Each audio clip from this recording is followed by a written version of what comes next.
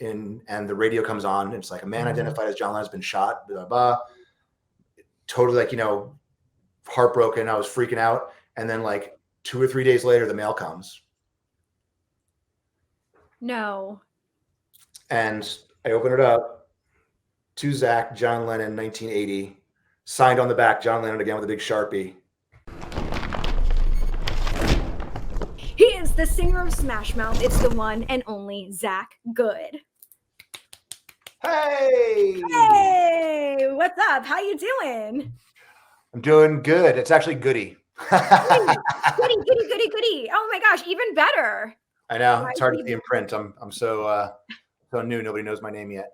No, it's awesome. I mean, with that E at the end, you never, and I should have asked you before. That was very unprofessional of me, but fix it right now while people are still tuning in. It's okay. We're good.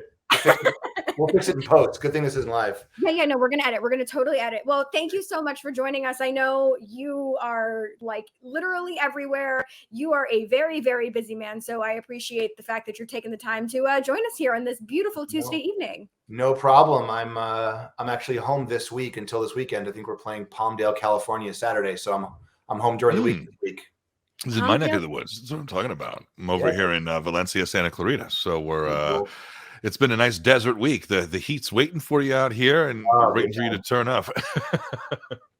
Well, I kind of wanted to start, and we were talking about it a little bit before we went live, of our mutual love for the Rocky Horror Picture Show. And by the way, I saw in the package that you just showed, the video package, the yellow poster that you just shipped is the same one that we have. Really? Yeah. Oh man, gosh, it's like, seriously, I know you mentioned it's your wife's favorite movie. It is mine as well. And you got to cover science fiction double feature, and you looked incredibly glamorous while you were covering the song. So what made you choose that song in particular? And do you remember the first time that you ever saw Rocky Horror? To pick that song to cover, you mean? Yeah. Well, that was I picked it because it's pretty easy, and I'm like not the best piano player, and I want to do something on piano, so it's a pretty basic piano song. And I also love the song, but I did that 2 years ago, a couple months after COVID started. I was kind of just spinning my wheels and didn't have a whole lot to do because I was in all these bands and had all this stuff going on, and then as the rest of us kind of came to a screeching halt. So I was trying to think of things to do to stay productive and keep my chops up.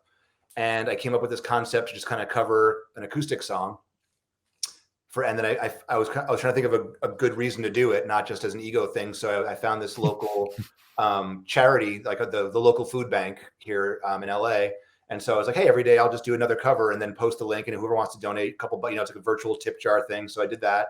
And every day I'd make $40 or $100. And so I did it, every day I'd wake up and just be like, what song is in my head today? It'll be, whatever, Simon and Garfunkel or, Led Zeppelin or whatever it was. And I would just like kind of look it up real quick and practice it a few times and then just do it live. So it just became like a habit. So I ended up doing it for 100 days in a row. And it's all, I kind of did it on Instagram. So it's all on that page. And I put them all on YouTube afterwards. So they're all like cataloged there. But I did on, it happened to be my birthday during that in April.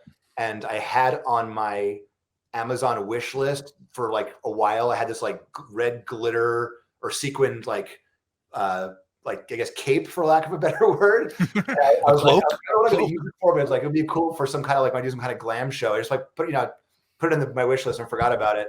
And so for my birthday, my older brother, who's up in San Francisco, just bought it for me. Like, show up, it's my birthday present. I'm like, all right, what am I going to do with this thing? So I was like, what can I do that's kind of like funny? And that's just the first thing I thought it was Rocky Horror. So I looked it up and did science fiction double feature. And it wasn't like I didn't feature it, just the one song I did that one day. And I did, 99 other ones as well. So are you a fan of the film and obviously all that entails with it, which is, people, if you don't know what the Rocky Horror scene is like, sorry, didn't mean to interrupt. Continue, my friend. Yeah. Well, I was telling her right before we went on the air that my dad, when I was a kid, I was born in New York City. And I also grew up in a town called Provincetown, Massachusetts, which is this really small artist community in Cape Cod. If you look at the arm of Cape Cod, it's the very last town. It's where, John Waters lives there. All the John Waters people live there. He still lives there every summer. I just saw him a couple weeks ago. Norman Mailer lived there. So they filmed Tough Guys Don't Dance in that town. If you guys are hip to like Vinegar Syndrome and the Blu-rays, they just re-released that. It's a very unique place. The movie Red, Eugene O'Neill lived there, the playwright. It's like a very big gay community, very big bohemian community. And it's like a sleepy, weird kind of winter fishing town in the winter. And then for 10 weeks, it becomes like gay Fantasia, Mardi Gras, trans convention. Yes. Like it's like the most amazing, like original place to go. So that's where I grew up, basically. And my dad was one of the partners of this little tiny movie theater called The Movies since the 70s. And it's the type of place where if you live in LA, it's like maybe the New Art or the New Bev. It's like a revival house. They show art films and they show, film noir and Yellow Submarine and Logan's Run and, Road Warrior and Harold and Maude and like all the crazy, art films, Clockwork Orange. And I saw all these movies when I was a kid over and over and over again. And then Rocky Horror Show at midnight. So yeah, when I was like 10, I would go every Friday and Saturday all summer long with all my friends in drag. Like I have no pictures. But we would go, 10-year-olds dressed up as Frankenfurter. So yeah. And I also, if you guys are super hip to Rocky Horror, that 8th Street Playhouse in New York is like the ground zero of where it started, the interactive thing. So I actually went there once when I was a kid and went to in the 80s. That was cool. But yeah, I know every single word, every single response. I went like 10 years ago after not having gone for a long time, and a lot of the references had changed completely. That was kind of disappointing, but things change, It happens. It's so funny because when I was like revisiting your cover of science fiction, my husband and I were like doing the callback lines to your version of it. And like, it's funny because like, even you saw the lick those lips part when I licked my lips. Oh yeah. That's important. That's an important one. I know you got that one. Oh yeah. But it was funny because we were like interacting. Do you have like a favorite? I know there's so many callback lines, but do you have like a favorite callback line?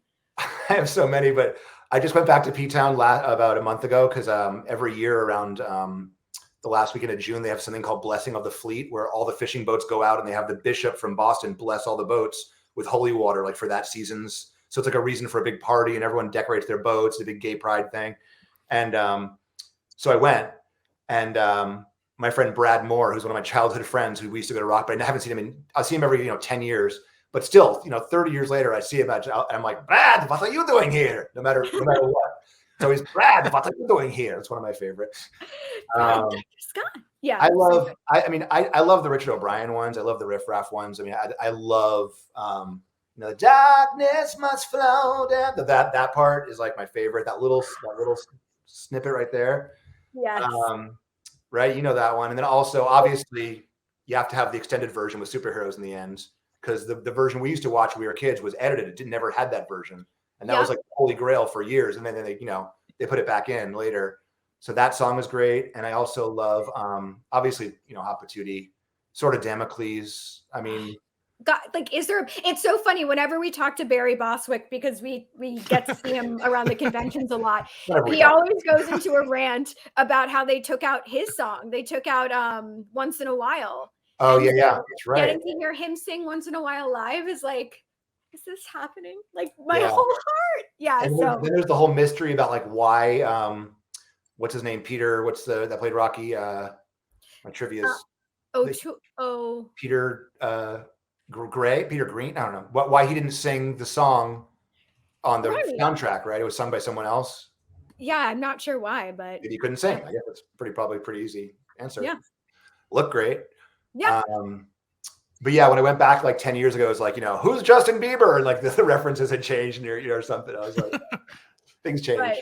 Gosh, so much fun. Now I feel like after talking to you, now I need to go to a live show, which I guess we can next week, Josh, because they're going to be at Raleigh GalaxyCon. So we are going to be at GalaxyCon, and Dana Snyder's show is always very, very fun. I'm looking forward to that too. Me personally, I had so many friends who grew up going to Rocky. I lived in the San Francisco Bay Area, so it was a huge following out there for it as well. Ashamed to say amongst you two mega fans that I have only been to one like performance my whole life in a theater. You know what I mean? But I love the raunch of it. I just love how it's so ridiculous. And it's just, I remember as a kid, it was a legendary movie. It was one of those movies that was on TV. My mom was like, what are you watching? What are you watching in here? Alan, he's watching erotica. You're watching a transvestite seduce like a guy on camera, and you're like 10 years old. You're like, why should not be having this? don't know what's happening, but we just sorted it out. It was, I mean, we used to watch the other big one that my brother and I were into is The Shining, which is obviously, one of the greatest movies ever. But we only had the edited, taped off of on a VHS tape, taped off of TV version. CBS. So, and we actually sampled it on my old band's first album, like years in the 90s. And the line is, you're allowed to curse, right? We're on the internet. Yeah, absolutely. The famous line is Jack goes, when he's on the stairs with Wendy and she's like, I just need some time to think things over. He's like, you've had your whole fucking life to think things over. What good's a few minutes more going to do you now? And but the version that we had, the dubbed version was, the version we had was, you've had your whole freaking life to think things over. So we actually sampled that like as the intro to our first 7-inch record in 93 or something. With me, I didn't want to get sued, so I just copied it myself. I said freaking because I thought it was funnier. I'm trying to remember now because I love a good dub, like from the original. There's a really good one for Yippee-Ki-Yay. I think it's like in Die Hard. No, it's Yippee-Ki-Yay, Mr. Falcon is what they do in Die Hard. Yeah, isn't that interesting? Yeah, there's some amazing ones. What's the There's one I can't remember. My trivia is slipping. I've been so busy, but there's one about a hamburger. A lot of good 80s bad dubs. And Zach, yeah. As we looked into you, we see here in these notes that I've meticulously been looking over that you were a voice actor as well. Obviously, you have an incredible voice. And you did a national Taco Bell ad campaign. I did. Which one was it, and how long ago? I too have had the pleasure of working for fast food, and it was right before COVID, so it's kind of an interesting story actually. So I had been one of my best friends, Farron. He's a producer, artist, and his day job is he's the music supervisor or director, creative director over at Yessian Music, which is a music house in LA. And they do commercials, jingles, things like that. And they always have stuff come up. And so normally whenever he has something that's sort of appropriate for my kind of voice, he'll say, hey, we have a audition for Tostitos. Can you come over and say, nom, nom, nom, I want toast, whatever it is. So we do a million of them, and, you get paid a small demo fee, but you don't, you only get paid if it gets picked up because everyone submits their jobs. It's very competitive. Mm-hmm. So we did a bunch of those, all different kind of things. And this Taco Bell one came up in 2019. And it was for you can see it online. It just Google Taco Bell party packs. It's the punk rock commercial. I eat the party pack frequently. So basically they were like, hey, we want a song that they told us I think it was like the Ramones meets Twisted Sister or Sex Pistols, or I'm like, all right. So we just wrote the song, and it was like it's like, what does everyone want tonight? Tacos. And it was like so we demoed it, and they liked it. They kind of progressed. They kept making revisions, like do it with more of a British accent, do it more, more of this, more of that. Of course, right? Yeah. And we just assumed, it wouldn't happen. We just kept going down, and then finally, down, he's like, I think we're gonna get the job. Like they like the latest version. I'm like, all right, and so then they were like, yeah, it's a go, and they're gonna film the commercial in Budapest tomorrow to lip sync to your track. And we're like, all right. And so it was, and it ended up being a SAG job. If you're a voiceover guy, absolutely, that's really those big commercials are, people don't understand. Being a voice actor, a lot of people think a lot of the animation roles and video game stuff is what pays you. Absolutely not. It is truly commercial work like this. Mm-hmm. These national campaigns that are in dozens of markets that have an older built-in SAG agreement that's for television instead of new media. So you're taken care of a lot better. So if you have a nice Taco Bell ad, everyone's getting taken care of on a project like that. Oh, yeah, everyone got taken care of. And the good part was I did the VO and I composed the music with him. So perfect, great. So it was like, I was like, wow, what have I been doing singing in a local band for so long? I need to be singing about chalupas all day, bro. I'm like, I'm in the money now. I'm going to start doing this every day. We're going to get jobs like this. Who's next? And then it was like, that was the end. I think it was like a 6-month contract, whatever it was. And so it came time to renew. And the renewal date was like March 1st, 2020. And the premise of the commercial was, hey guys, it's hang out with your friends. Share with your friends. Everyone grab one. And they're like, canceled. No. We're back to that went away. But it's really funny. But it was like a moment for a couple years ago. Everyone's like, oh my God, you're on a commercial. And yeah. And like the question is though, like, what is your go-to Taco Bell order? What Oh, dude. I mean, so here's the other funny story. Here's the other funny part of that is that my kids bugged me forever. They're like, we have to eat Taco Bell. We have to eat Taco Bell. I'm like, when I get my first check, I'll take you to Taco Bell. We'll see if I get paid for it. Then I'll support the taco. Then I'll start buying tacos. And so I got my first check. Sure enough, I took them to Taco Bell. And my go-to at Taco Bell was always, because I was like vegetarian for years. So it was always like cheese quesadilla and 7-layer burrito. That was like my jam, which are really good if you eat them within like 30 to 45 seconds, right? If you overnight, not as good. Not even an hour. Well, I'm not gonna. I love Taco Bell, so I'm not going to say that. But they're best. And so they had it, and they're like, nah, it's okay. And that was the end of that. Then they never did. Yeah. Same with McDonald's. Like I wouldn't let them eat McDonald's for like years. They begged me, and finally I'm like, all right, you want to go? It's like to smoke a pack of cigarettes. You'll never smoke again. McDonald's, here we go. And he's like, I don't like this. It's at my butt. It burns. Like arrived, and he was like, I don't want to be here anymore. Oh no! I mean, like, kind of a blessing, though, right? Yeah. So they haven't asked about that again. Zach, I ate McDonald's an hour ago. Not a big right here. We have so much good food now, right? Oh my God, I love it. In-N-Out Burger, I'm down. Like Chipotle, we'll rock with that, but try to keep it kind of healthy. Until you get the McDonald's commercial, and then we'll have another most beautiful organization of all time. Love it. And the ice cream machine's always working. Yeah, exactly. Just to pivot a little bit from the research that I did, I believe you are a Stage Door alumni. Is this? Oh yeah, the thing. By the way, to all the viewers, I'm sorry. I told her before, we just moved to a new house, so I'm in an empty room. Normally, I'm in like a cool studio with all kinds of cool instruments and stuff to look at, but right now I'm in an empty room. It's kind of boring to look at, so I apologize. I did go to Stage Door Manor. I didn't know how important it was at the time because I was like maybe 9 or 10 years old. Stage Door Manor, for you guys that don't know, is it's a sort of a theater camp in upstate New York. And I didn't know at the time, but subsequently I found out that like Zach Braff and Natalie Portman and all these other famous actors went there. It's like a whole huge thing and an important place. But that's kind of, I started doing that when I was a kid. And then that led to sort of acting. That's when I was living in New York City. And that kind of led to acting classes. And I ended up through those acting classes doing like an off-Broadway play when I was 9 or 10 years old called Runaways. And that was a very cool experience. I didn't have a big part. I had like a monologue. There's no small parts. Yeah. It was called The Undiscovered Son. You can look up that monologue online. I am the undiscovered son of John F. Kennedy and blah, blah, blah, blah. But another one, so I found the flyer after many, many years recently, and I'm looking at the names. And so I'm like looking them up to see if anybody ever got famous or if I could find anybody on Facebook. And like I couldn't find most of the people. But then one person, Amy, she had a really long last name. It's like Amy, some like Swashwadowski or something. And I'm like, I look at it and it turns out it's Amy Ryan from The Office. She changed her name. And we were in the play together and I had no idea. So she was the girlfriend on The Office and she was on, what else was she on? The Wire or Breaking Bad? Oh gosh.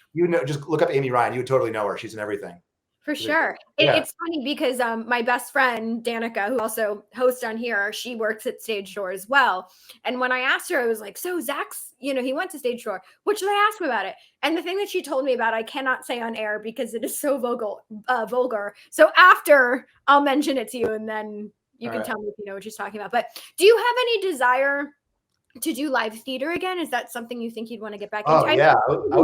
I did it. I did it about 10 years ago after not having done it since high school. And my friend, Halcyon Hurst, she's a playwright and a director, an actress, singer in Provincetown. And out of the blue, she asked me if I would be in Rent. You were Roger, right? Because like she knows all my stuff from high school. And because I started in all the high school plays all throughout. I started in Greece. I started in all these plays. That was like my trajectory for a long time until I kind of pivoted into music and didn't want to cut my hair anymore. And until I discovered Led Zeppelin, basically. And so she was like, I was in China and Hong Kong for like a month. And she was like, well, we're doing it on this date. It's all like these top actor people that I know from other jobs, and it's for a charity thing. So we're all gonna learn the parts on our own. And then we'll come together for 1 week of rehearsals in New York City, and then the performance was in Provincetown. And it was like a charity for like, I think it was like the Gay Men's, I wish I could remember the charity. It was 10 years ago. But anyway, it was a charity. And so we did. So I knew nothing about Rent. I literally knew nothing about the play Rent except for them making fun of it on South Park. Right. and Team America. Or was it Team America? Team America, yeah. Yeah. That's literally all I knew about Rent. And so I got the movie and I just watched it obsessively, just over and over, and I learned the entire thing front to back, both versions, the filmed live on Broadway and the movie version. Both are good in their own way, but different. And yeah, so the part that if you guys know Rent, the part where there's a couple leads, but the one lead is Roger, and like his whole, I read about it and I'm like, it's like about an aging rock star who like wants one more chance to prove himself and write one last hit song and have his moment of glory, before he dies of AIDS. But that's, I can. Sure. Right.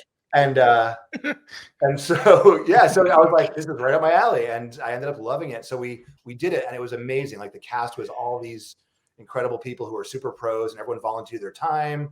And we had just like, it was like a total moment. And I hadn't done theater in so long. And it was like that moment before the curtain opens when you're just like, I totally remember this feeling of just like being super kind of nervous, but also feeling totally prepared. And there's like no real other feeling like it in the world. And so, yeah, I loved it. We did great. We killed it. And it was like, it was awesome. And then kind of went into doing other stuff and haven't done theater again since then. But I would totally do it again. Yeah, if I had time. Yeah, I was going to say Roger's like literally right in your range. I bet that was like so phenomenal. I would love to hear you sing One Song Glory. Yeah, there's a couple clips on my YouTube page, but not like at the time. I think it was like there was a SAG issue. Like no one could film it because there was a couple SAG actors or something. So like I think a couple people took a couple sneaky cell phone pictures, but it was before, it was like right before iPhones were a big thing. So it like wasn't great footage. So after 10 years, I'm like, man, no one's going to sue me for a SAG, infringement. I'm over it. So I posted them on my page. So they're there. And I have an audition video of me that I recorded, One Song Glory, with just me acoustic guitar. Okay. And actually, I covered it during my 100 songs. I did it again. I'm going to have to go back and revisit that. Very cool. It's on there. So yeah, that was great. I love theater. I grew up a theater kid, so I went to everything when I was a kid. I'm the same way. Yeah. Josh? I was a theater kid too. I was a theater kid too. I was took the words. That was my Josh impression. It was pretty good. You know what I mean? But I had a similar route when I was in it younger. I was in it for like 4 to 5 years. I was really into like speech contests when I was a kid. Like always won like the speech contest at school, and then would go to the district and did that for 4 years because public speaking was something I was good at. Now my career is obviously a result of that. But I agree. I too took a break and then came back and did some live theater, and I did The Grinch for 4 or 5 years at Universal Studios, which is like live improv with prosthetics, and it's this crazy, you're meeting thousands of people a day and just performing live on the spot, and that was super fun. And we did that for years. So once I understand the itch. When the itch comes, it's like when the itch is there, you want to go. Let's go. You get the medication. Did you say speaking competitions? Speech debate. So speech more so in the school district I grew up in, every elementary school all the kids would put a speech together, and there'd be a general topic each year, and they'd all compete, and then there'd be a winner of the school, and then that school winner would go face the other schools in the area, and then the winner of that would go face like the state. It was like this thing that would go. And so for like 4 years running, I did it. I won every year. I'm very proud of that. You know what I mean? And so that led to a lot more public speaking. So now when you hear you say, I wish to wash my Irish wristwatch. I wish to wash my Irish wristwatch. That's a good one. That's like, can you imagine a masked menagerie of masquerading men? I'm not the New York. Unique New York. I'm not the diction. Wait, I'm not the pheasant plucker. I'm the pheasant plucker's mate. I'm only plucking pheasants because the pheasant plucker's late. I remember that one always. Yeah. I'll just say the F word if I say that. Yeah, exactly. I didn't even know I really had that skill set till I started doing the VO stuff. And that's obviously one of the main things you have to do is to be able to not stammer and to read copy, and especially legal. Because legal, at the end, you're like, not available until I start reading that shit. I was the Firestone tire guy for a couple years, and when I would record this, the director was always like, give me the campfire voice. I want to hear the voice that's like, we're sitting by the campfire. And I'm like, and of course we're selling tires. Sure, let's talk about the campfire. No problem. But so what I would do is I would have like a stool. There's always like some kind of chair in the booth that I was in. So I'd always like kind of lean on it with one leg. I would lean on it to like really, just so your body language is prepared to deliver that. When you're in the winter Blizzak tire, you want the safety. You want the guarantee that you're going to get it. I'm glad Whatever this you guy is drive. auditioning for Smash Drive Mouth. fire I'm getting out of starts. luck. But here's the funny part, though. I was never a singer. I can't sing for shit. I don't know if it's because I'm too in my mind about it, but I just can't sing. I don't think it's because maybe I was never trained. I think that could be something too, is I was never taught how to sing. Some people pick it up. Some people are just natural, wonderful singers. I was never trained on how to sing, so I cannot sing. It is one of those things. Like, we can hum a tune, but it ain't. If I go in the studio and try and make and sing a song, I have difficulties. Rapping, other stuff, no problem. Screaming, metal, dark stuff, no problem. You know what I mean? No problem. But if you want me to hit, like, a great example is my daughter's 2.5. We've been listening to a lot of Let It Go recently. And to my credit, she wants to hear me sing it more than mom. Don't let her hear that. Don't let mom hear that. You're But outfit, Josh. I've been singing it in a lower register, like let it go, because I know when I start low, I can go up there. The Let It Go phase. You'll be in the Paw Patrol phase soon. We're there too. There too. We just exited Peppa Pig and Daniel Tiger. We're moving. Yep, Daniel Tiger. And then when do you move into Encanto? Is that like a little older? Soon. Yeah. The minute we put it on, I'm sure one of the songs. It could have been that if she had the Encanto toy, she would have been asking for the Bruno song. Encanto and Soul are a little darker. It's like they really went into the whole death kind of angle. So my kids weren't super into it as much as Moana and Frozen were the two big ones for a while. Okay. Those are the Beauty and the Beast and the mermaid versions before we got dark. Like the Lion King was dark. It's a beautiful story. It was very sad. It's a very sad story. Well, to pivot a little bit again, one of the things, Zach, that you mentioned on your website, and I was like, I'm not necessarily like a historian, and I was like looking up dates of everything, but you mentioned that the Beatles broke up the day that you were born. Is this? Yeah, it's a fact. That lines up, huh? I know you also mentioned that you are a huge Beatles fan. It is always impossible to be like, pick a favorite. But is there like a Beatles record that if you're like, thinking about which one you want to put on that you gravitate towards most? Oh, man. Well, a couple of years ago, I did a Beatles tribute. I got recruited to do an Abbey Road tribute. So for about a year, I was doing all the vocals we did it. It was the 50th anniversary of Abbey Road. So we did it's like a 2-hour theater show, and we had like a documentary, and then we would do the whole, play the whole album live with, orchestration and the whole thing. So I learned that album very well. So I'm really sick of it. Of all the albums, it's the one that I put on the least, probably just because I'm like kind of, sang it so many times. I actually like Magical Mystery Tour because it's almost like a greatest hits album. It is kind of a greatest hits album. It has pretty much all their best songs on one album, but it's just getting in the weeds. I mean, I like the White Album. You can't beat the first half of the White Album, all of it, but I mean, it's like so many good songs in a row. Sgt. Pepper's a little overplayed, but it's still amazing. There's no bad Beatles album. There's no bad Beatles, right? There's no bad. I'm more of I have a good John autograph story if you want to go in that. Yeah. Oh my gosh, please. So like I told you before we went on the air, my dad was an autograph dealer, collector. He owned a movie theater, and then he went into selling posters and nostalgia and things like that. So, New York, he was in the mix with all these crazy stuff. And so when I was like 10, I was like really into John Lennon, especially. I was like super into John. It was right when he was about to release Double Fantasy, and I was living in New York City, just a couple miles from where he lived.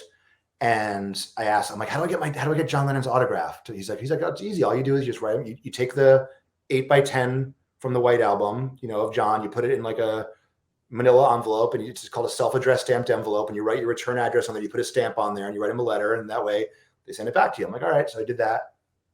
I don't remember what I wrote, but I was like 10 years old. I'm your biggest fan. Sent it off, kind of forgot about it. And then one night I'm laying in my bed and the radio comes on. And it's like a man identified as John Lennon has been shot, blah, blah, blah. Totally like, heartbroken. I was freaking out. And then like 2 or 3 days later, the mail comes. No. And I open it up. To Zach, John Lennon, 1980. Signed on the back, John Lennon again with a big Sharpie. Right? No way. The hair standing up on your arm. Wow. Yeah.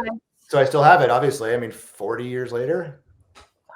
That is like. So it's probably one of the last autographs he signed, Had to be. Yeah. So that's like, so I've always been a John guy, although, Paul has definitely come up strong in the last 10 years, but how cool that he would just sign that from a child and just be able to send it back a different time, right? Crazy, You know what I mean? Wow. How cool. I'm a big Beatles fan too, rocking my Yellow Submarine, but nice. yeah, I never really got into like Wings as much as I was Beatles, but I always thought that George's album was underrated. And I know they recently re-released My Sweet Lord, and every time I hear that song, I feel a certain way. Like I can't explain it, but yeah, the George stuff is good. The George solo stuff is I don't want to say the best, but I mean it's because the John stuff, they're all good, Yeah. What about his son? Do you listen to Sean at all? Sean's band? Yeah. Yeah, no, I wasn't super into him at first, but when he teamed up with the Ghost of a Saber-Toothed Tiger, that band, I love that. They put out a couple of really good albums. He's super talented. I like him a lot. I follow that. He's super cool. Danny is too. George's son. He lives around here and plays. We have mutual friends that play in bands with him. Awesome. He's really talented as well.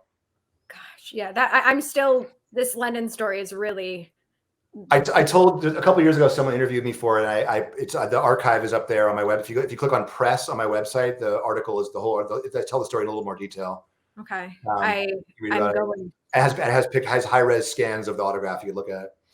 Oh my gosh. Well, let's talk a little bit about you. Obviously, now that everyone's tuned out, yeah, we can talk about the band.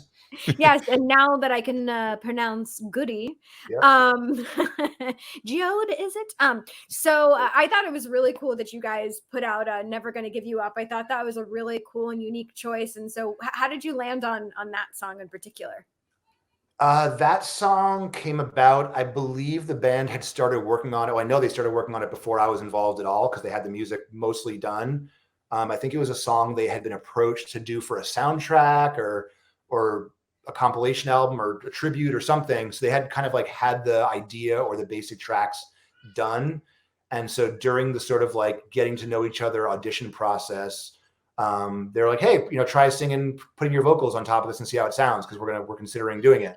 So I did that and they liked the way it sounded. And that was kind of one of the things that sort of was part of the process. And then when we were looking for a reason to do a new song and to debut and to kind of like go on K-Rock and reveal the new singer or whatever. That was the song that we decided on. And the response was, I was expecting like either people not caring just because, maybe people have moved on or, people don't care about rock music or me or whatever. Like I didn't expect really anything or expected like a lot of pushback and hatred just from, haters and internet. And it's, that's the nature of YouTube. Sure. But they put the song out and it was like so much positive. We went on K-Rock with Kevin Kenny, who was like the nicest, coolest dude ever. And, totally like knew all of his trivia and all his stuff about the 90s and was like, very cool. And we've stayed in touch. He's like a great guy, but he asked all these, deep dive questions. And, we did the whole intro of the new singer and the new song and put it on YouTube. And there's like, I don't know how many views it has now, probably, whatever, a couple 100,000 or something, which is, a lot for me. And the comments are like, just, there's a couple of negative ones mixed in, but it's like thousands of positive comments. I'm like, someone must be deleting these bad comments. Cause so that was, oh man, no, you deserve it. So comment away, But I honestly, I wasn't really I was probably too, I didn't really know the whole like Shrek meme Smash Mouth. Like it didn't really occur to me in the context of this cover. So I didn't realize, so like, half the comments were like, oh my God, the two best memes of the internet have collided. And I was like, oh, because I thought it was just a clever cover. Never Gonna Give You Up. Like Smash Mouth is back. We're never going to give you up. I thought the subject matter was clever, And I didn't think of the whole like meme collision thing that everyone was just like, oh my God, my mind is blown. The meme, you know. So that was a pleasant surprise. And it's kind of taken a place in our set now where it's like, you know, pretty near the end of the set. And people know obviously every word, but like they know like our version now and they sing along, and it's sort of become a new sort of fan favorite. So, and then Universal put it out. So now it's actually has a proper release on a major label, which is cool. And yeah, that was kind of the story behind it. I think it came out really good.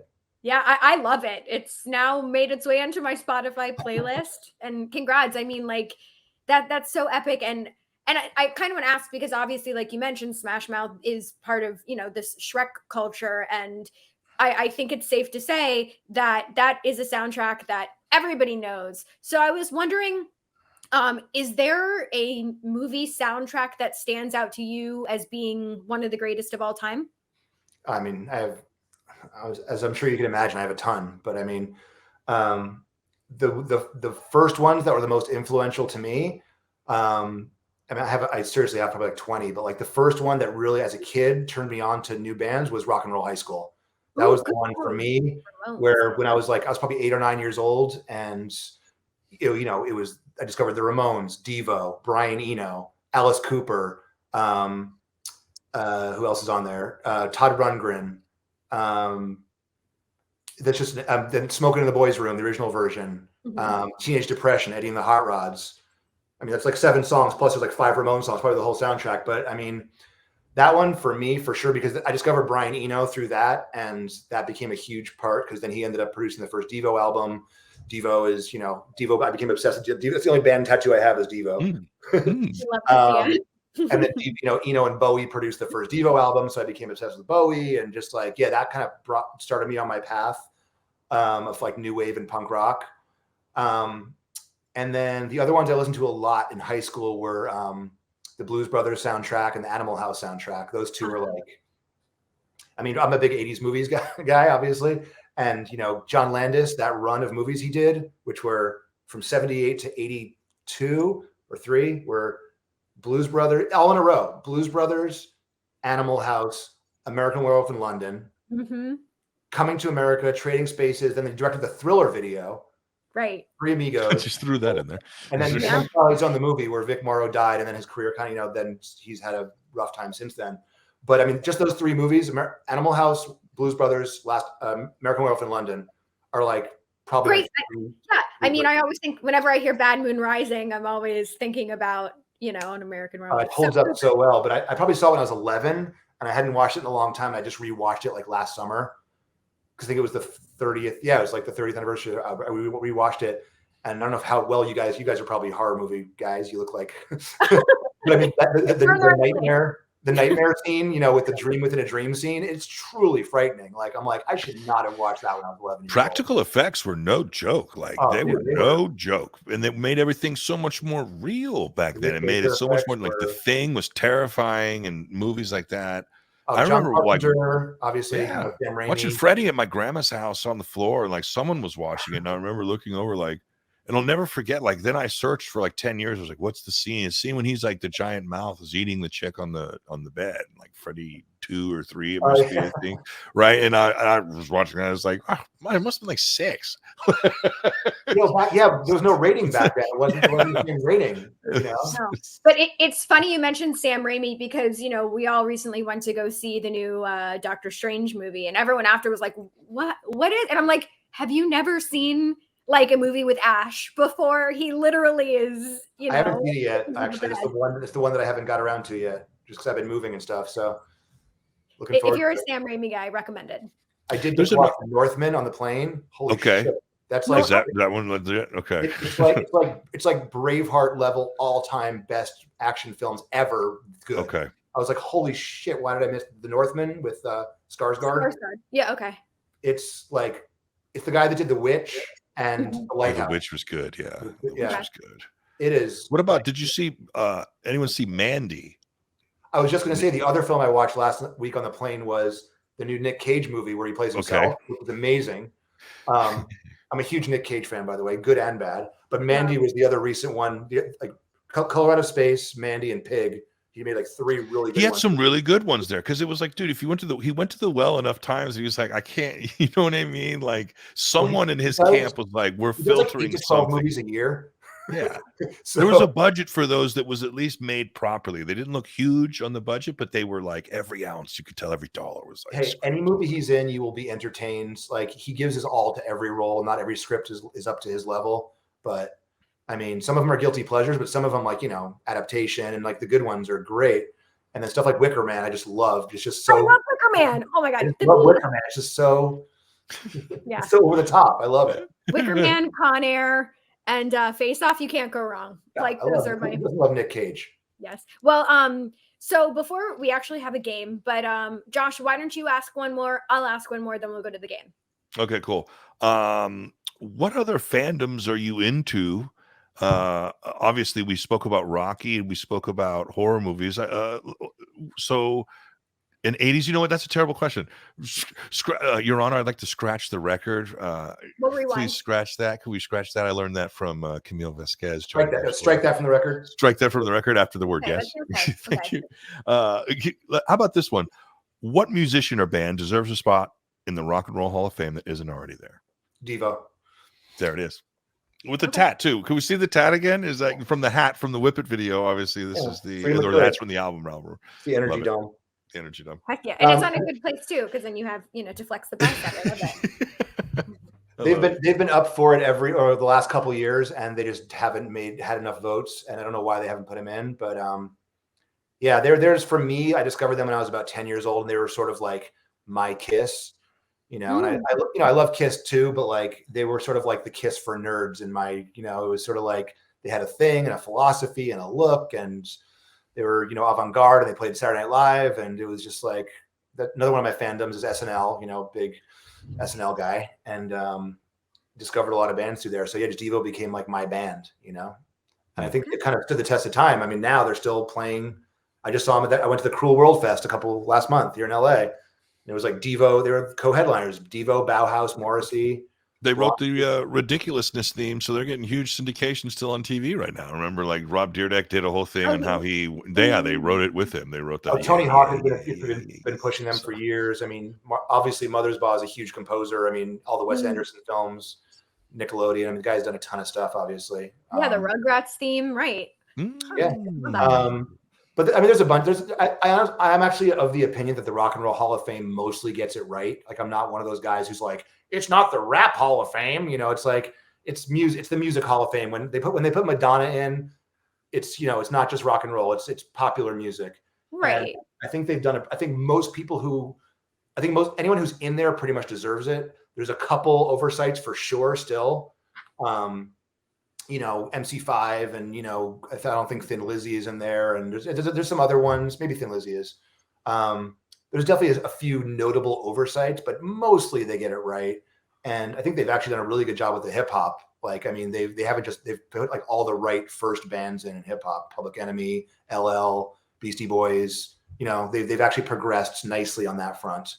But I think we're reaching the point now where like all the bands that we used to play with that were our friends, like Deftones and Korn and those guys, they're going to be the next wave of acceptable music to go in there, because you can't really deny that how much, like them or not, they've influenced a generation of people. And I think after that will be the wave of the Smash Mouths going into the rock and roll. Heck yeah. Oh my, how exciting. Yeah, that's great. And I love that Dolly's in. That's my girl. I'm happy. Yeah. And she's like, I'm not rock and roll. It's like, it's not the point. It's like, it's Music Hall of Fame. It's fine. For sure. Like, so before we get to our game, one of the things I saw that I just thought was like super cool, so I wanted to ask you about, you're performing at Oliver Tree's event, I believe I saw. Yeah. I love that. The Fire Festival. Yeah, he's rebooting Fire Fest. I don't know what his plan is, but it's called. Yeah, there it is.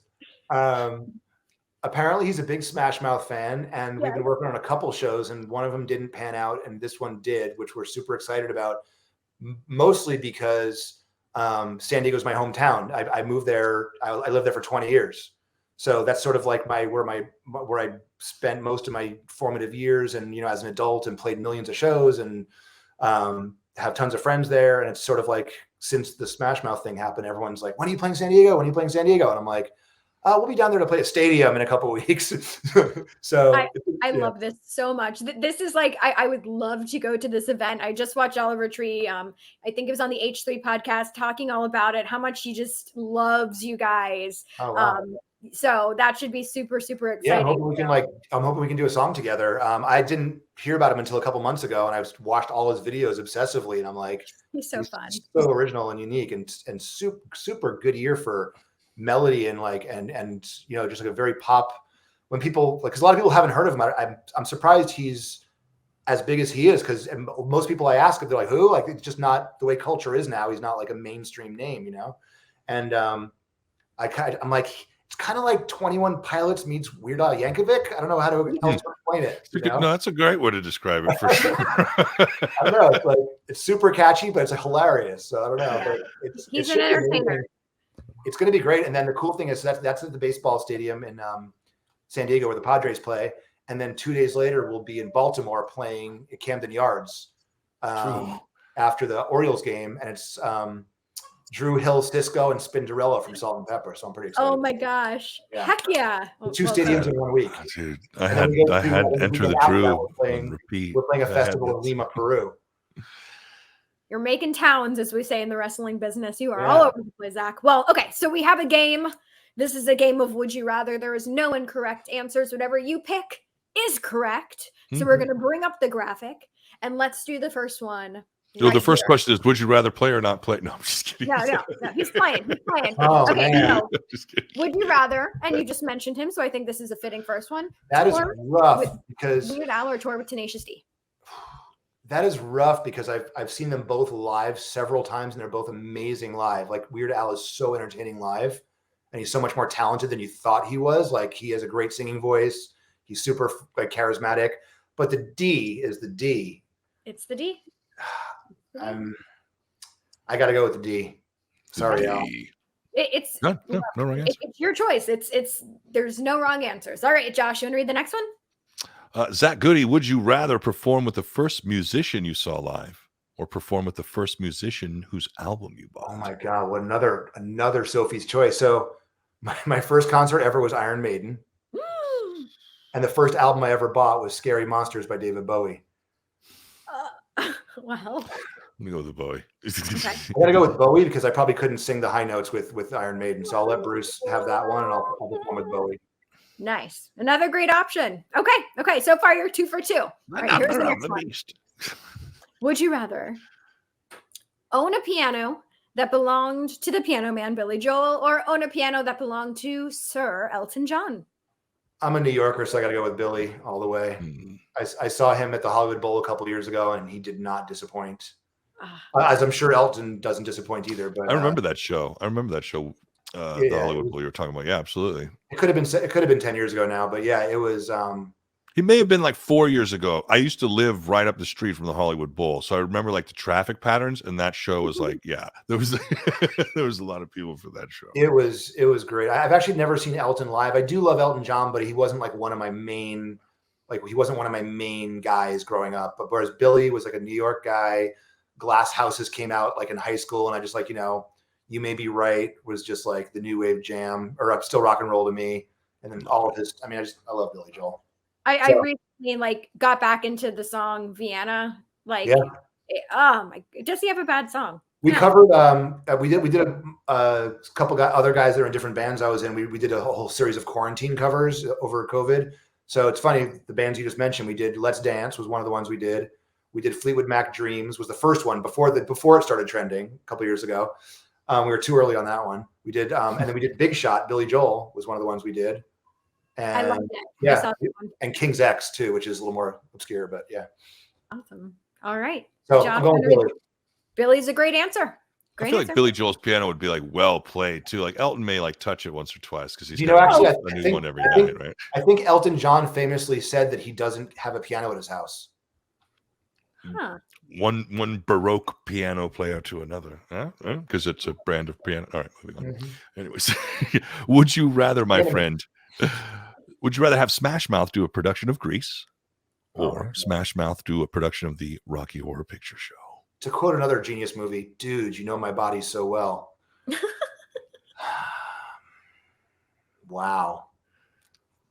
I've performed in both, so I could kill either vocal. I'm just saying, like, no problem either way. So just surprise me on stage, and I could do both. It was like a mix-up. It was like a half and half. Like, it was just like, it didn't make any sense. It was like the first act of Rocky that bled into the second act of Grease. Greasy, hard, yeah. Sure. Wow, it doesn't get better than that. It's funny. I ride by Venice High School, all the time, where they filmed all the track scenes. That's awesome. Okay, so we're picking both. I'll go with Rocky Horror just to continue our theme from today. Okay, Grease is a special place in my heart because it's the first play in high school. They did a high school play in Provincetown, and I auditioned, and I was a freshman, and it was like a senior, like an all high school play, and I got the lead of Danny Zuko out of the whole school. So that's like my first experience, like auditioning for and getting a part and learning a musical and doing it. So Grease does have a special place in my heart, especially the play version, not the movie version, because there's different films. I know Barry Bostwick also. I think he played Danny Zuko on Broadway. Was he one of the original? No, Travolta played. Travolta was on Broadway. Yeah, before. I'm pretty sure. Okay, but he might have at some point. But I'm pretty sure the original Grease cast included John Travolta. I could be wrong though. You could fact check me. You may be right. I may be crazy. I don't know. Okay, here's the next one. Would you rather? Okay, this one kind of sucks. After that, serious theater talk. Drink a gallon of milk before a performance or eat a ghost pepper before a performance. Oh, this is terrible. Yeah, this one sucks. I'm so sorry. A gallon? I don't think that's a feat in itself. It was not possible, first of all, but right. I saw what's his name? Eric Andre at the Festival Supreme. Speaking of Tenacious D, they do that festival they did for like 4 years in LA where it's all comedians. And it was like these amazing lineups. It was like Rocket from the Crypt and the Aquabats and Cheech and Chong and Mr. Show and like all these, Sarah Silverman.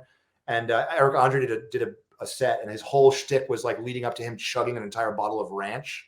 It was like the nastiest thing I've ever seen in my life. I'm stalling right now. No, it's okay. I have to go with milk because then you can at least barf and get it out of the way. A ghost pepper will just ruin your whole night. Right. It lingers. Like the milk. Like maybe you're a little, but okay. Or hiccuping the entire time. It would be, you got to go with the milk. Okay. Go with the milk. Good choice. Good choice. Good choice. All right, Josh. Next one. Moving on. Would you rather ride cross country on bikes with Bret Michaels in the Rock of Love or ride cross country on bikes with Billy Idol? Are you guys like watching my Instagram like algorithm history? It's so weird. We're just because I ride motorcycles and I was just talking. We were at our show in Chicago on Saturday. We were just talking about Bret Michaels. That's so weird. We've been watching a lot of Rock of Love, the old reality show he did. No, Poison, Josh. Poison, not Rock of Love. Rock of Love. But actually, I just started following Bret on Instagram because I didn't before, and something everything now is suggested. So I'm like, and he just seems like so sincere and so nice. He's like, "Hey guys, we're gonna party tonight." Da da da. I'm like, all right, that's a fun follow. Billy is Billy. Okay. I mean, you can't front on Billy Idol. I mean, that guy is legit. But I got to go with Bret, I guess, on that one. Seems like more fun. Good choice. It's a good choice. Okay. Billy's probably sober and like, goes back to his suite every night. And Bret's probably like, "Hey, Bret, let's drink a Coors Light and hang out." We're from Harrisburg, PA. Good Bret Michaels too. Okay. Here's the next one. I think we got 3 left. Okay. This one, I already know your answer. Okay. Would you rather have to wear a Devo hat during your next performance or wear face paint during your next performance? Oh man, I've always wanted to do a mashup of the two. My old guitar player had an idea for a mashup band called Motley Cars. The two greatest debut albums of all time. But we never did it. So Devo Kiss. Wow. as much as Devo is my favorite, go for the face paint because the Kiss face paint is always a timeless sort of like cool Halloween costume look on stage, whereas the Devo hat falls off. It's kind of seen as like one hit wonder shticky, even though that's my tattoo. But I'm gonna blasphemous. I'm blasphemy. I'm gonna say Kiss. And which do we go for? You thinking Demon? Oh yeah. It's got to be Demon. I think it's got to be Gene. Okay, good choice. Great choice. Or maybe Ace. Fuck. I don't know. I love Space Ace. That's my go-to. Yeah, I'm changing it to Ace, I think. Okay, done. All right, we got 2 left. Go ahead, Josh. Zach, would you rather do the soundtrack for a remake of The Blob or do the soundtrack for a remake of Attack of the 50-Foot Woman? Wow. So ironically, you have the poster for the original Blob and the poster for the remake of the 50-Foot Woman with Daryl Hannah, it looks like. This is correct. So one of those actually is a remake. Right. Which means the soundtrack has already been done. Uh-huh.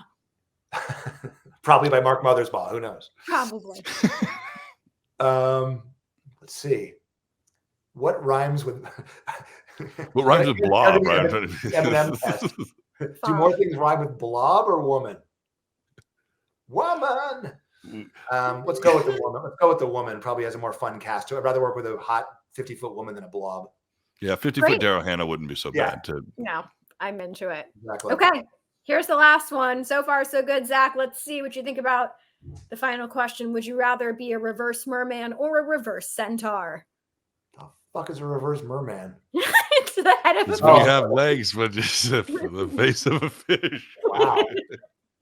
You guys are creative. I think you went to one too many Comic-Con. Yeah, you think that. And is that the centaur's tail between his legs, or is he happy to see me? Either one. That's like both of them are left to the imagination. They are both in doubt. But that is a foot. That is a foot. Oh, it's a horse, right? And then that is a foot on the right. Yeah, neither one has opposable thumbs. He's not a tripod with no opposable thumbs. No opposable thumbs. They both suck. Like, they're not great. No, those are not great options. No.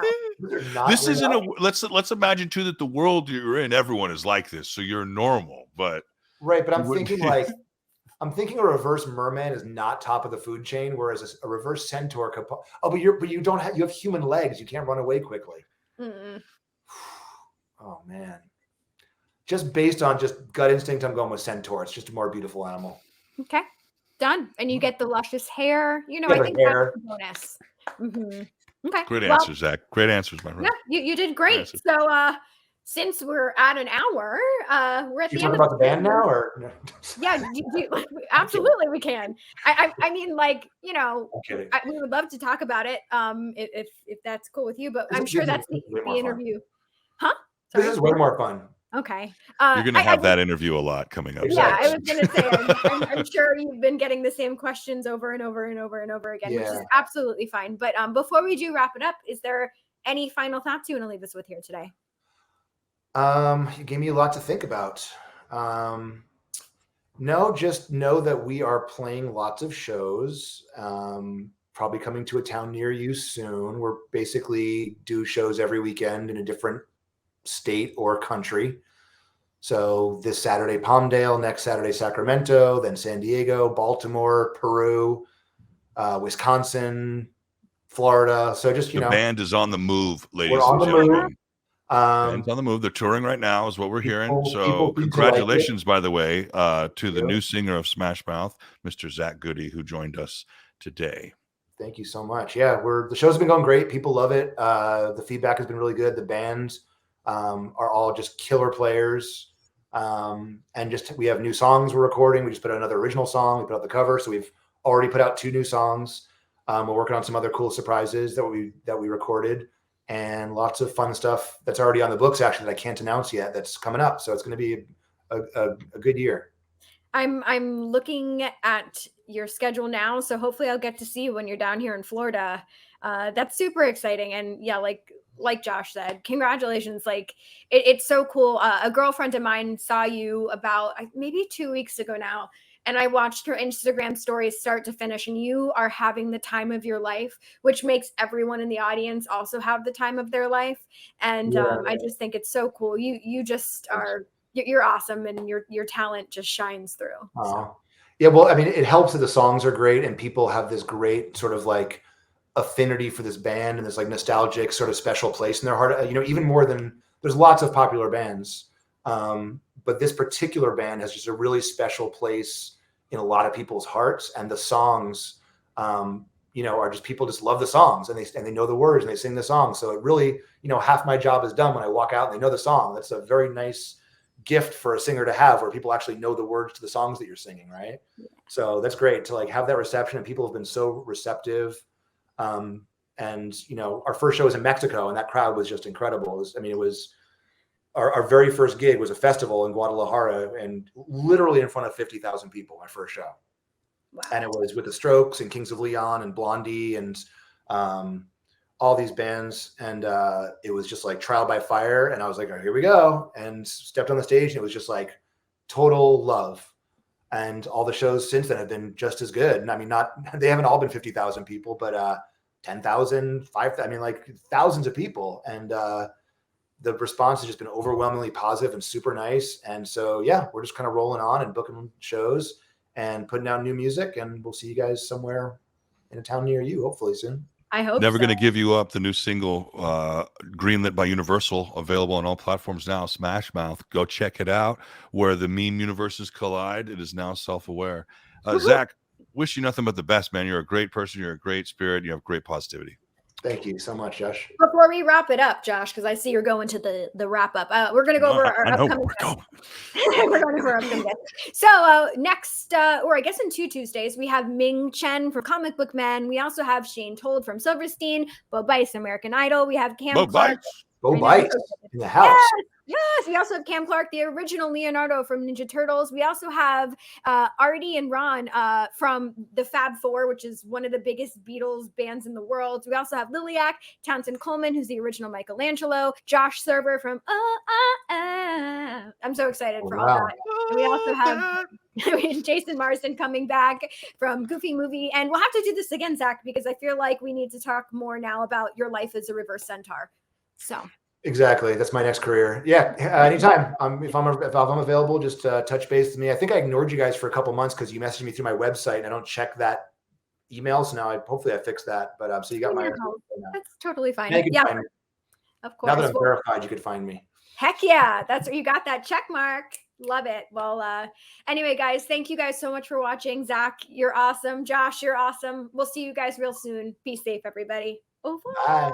Bye.